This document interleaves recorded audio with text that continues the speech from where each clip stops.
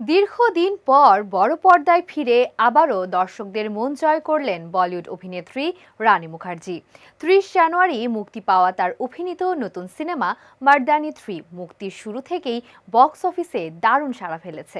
Crime action thriller ঘরানার এই সিনেমাটি প্রথম 2 দিনেই ভারতের বক্স অফিসে আয় করেছে 10 কোটি রুপি।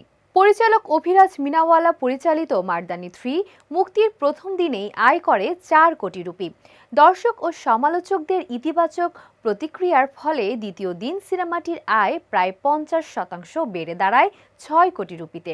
বাণিজ্য বিশ্লেষণকারী সংস্থা স্যাকনিলকের প্রাথমিক হিসাব অনুযায়ী মাত্র 2 দিনেই সিনেমাটির মোট সংগ্রহ দাঁড়িয়েছে 10 কোটি রুপিতে।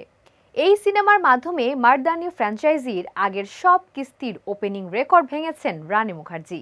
এর আগে মার্দানি 2 মুক্তির প্রথম দিনে আয় করেছিল 3,80,00,000 রুপি এবং সিরিজের প্রথম সিনেমা মার্দানি প্রথম দিনে সংগ্রহ করেছিল 3,40,00,000 রুপি। তুলনামূলকভাবে তৃতীয় কিস্তিটি শুরু থেকেই ব্যবসায়িকভাবে অনেক শক্ত অবস্থানে রয়েছে। বক্স অফিসে সানি দেওলের যুদ্ধভিত্তিক ব্লকবাস্টার সিনেমা বর্ডার 2 এর দাপট থাকলেও নিজের জায়গা ধরে রাখতে সক্ষম হয়েছে মার্দানি 3। বর্ডার 2 মুক্তির মাত্র 9 দিনেই 250 কোটি রুপির মাইলফলক অতিক্রম করেছে। বড় বাজেটের সিনেমার ভিড়েও সামাজিক প্রেক্ষাপটে নির্মিত এই থ্রিলারটি দর্শকদের আগ্রহ ধরে রাখছে। সব মিলিয়ে মার্দানি 3 রানী মুখার্জির সফল কামব্যাকের পাশাপাশি নারী প্রধান অ্যাকশন থ্রিলার হিসেবে বলিউডে নতুন করে শক্ত বার্তা দিচ্ছে।